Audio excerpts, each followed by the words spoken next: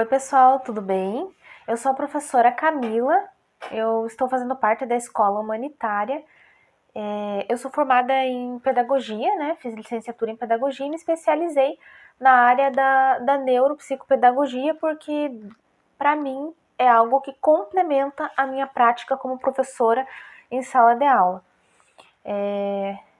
Eu vou estar junto com vocês nesse curso para falar um pouquinho sobre esse assunto do abuso sexual infantil, que é algo que, apesar de estar dentro do ambiente escolar e também nas mídias, nas redes sociais, é um assunto que é comentado, mas existem ainda muitos pontos que não são discutidos nesse assunto, e também existem muitos mitos em relação a esse tema. Então é isso que a gente vai estar discutindo um pouco nesse curso aqui. Então, para iniciar essa discussão, a gente vai começar ali com a aula 1, que trata do que é o abuso sexual infantil. Para começar a discutir esse assunto, eu gostaria de trazer para vocês alguns dados, que eles são de algumas pesquisas do ano de 2018, tá? Nesse ano, a gente teve 32 mil casos de abuso sexual infantil registrados, tá? Que foram notificados pelo Ministério da Saúde. Mas a gente sabe que esse número ele pode ser muito maior, porque grande parte dos casos não chega a conhecimento dos órgãos responsáveis por cuidar dessas questões. Então, existem muitos casos que são descobertos, mas não são denunciados, não são notificados. E existem muitos casos que não são nem mesmo descobertos por ninguém, tá? Então, é uma situação bem complicada. Então, esses números, eles podem ser, sim, maiores do que a gente tem conhecimento. Então, o que seria o abuso sexual infantil? Existe essa falsa visão de que para que o abuso sexual ele aconteça, é preciso que tenha esse contato mais efetivo, mais próximo à relação em si.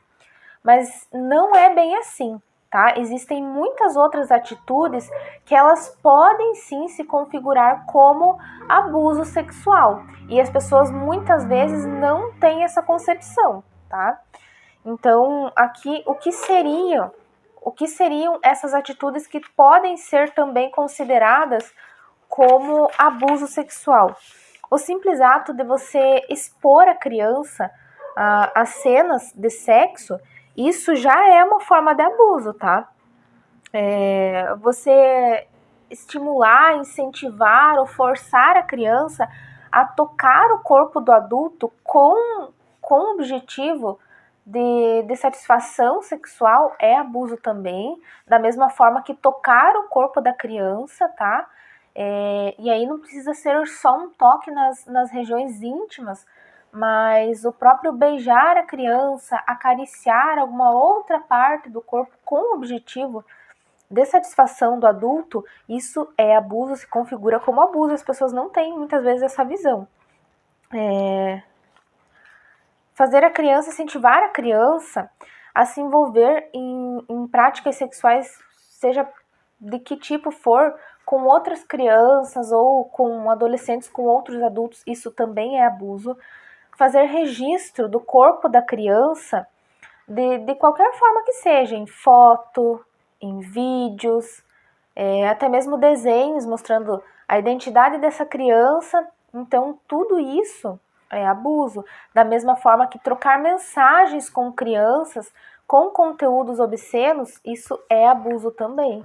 Tá? Então, você entrar em contato com a criança por redes sociais, aplicativos de mensagem e trocar essas mensagens com conteúdo obsceno, isso é abuso.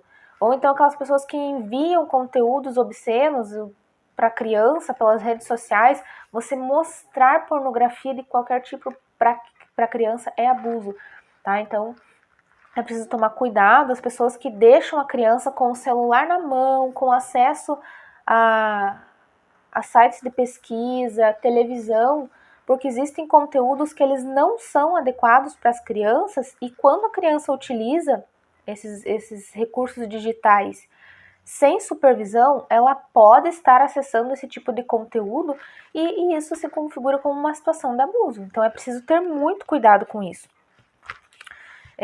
Utilizar a criança em exibições de qualquer forma, tá?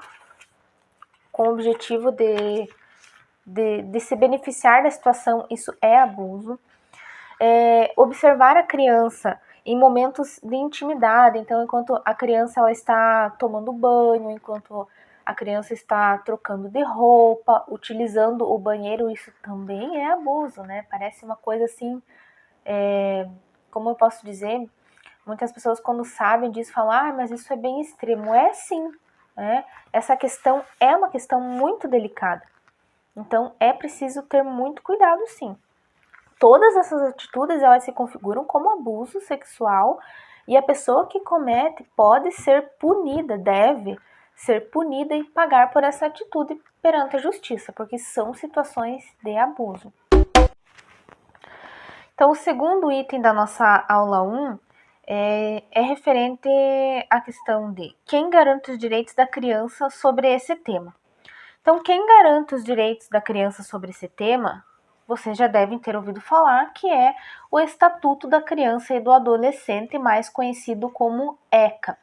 Então, essa lei se trata da Lei número 8.069/90 e ele é assegurado pelo artigo 227 da Constituição Federal. O Estatuto da Criança e do Adolescente, ele é comentado sim dentro da escola, né?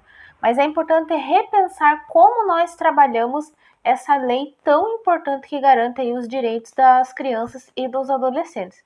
Porque muitas vezes, quando a professora trabalha esse tema dentro da escola, fala o seguinte, que o ECA, ele garante os direitos e mostra os deveres das crianças e dos adolescentes, enfatizando mais os deveres, tá? Porque tem-se ainda essa visão de que a criança conhecer quais são os seus direitos e dominar esse assunto vai fazer com que ela não cumpra com os seus deveres. E isso é uma visão errada, né? É importante a gente discutir o ECA para além desse discurso de é a lei que garante os direitos e deveres da criança e do adolescente. É preciso mostrar para o aluno quais são esses direitos para a criança, para o adolescente, né? A criança já tem entendimento para entender isso daí, discutir na sociedade que ele vive, será que esses direitos eles são realmente garantidos?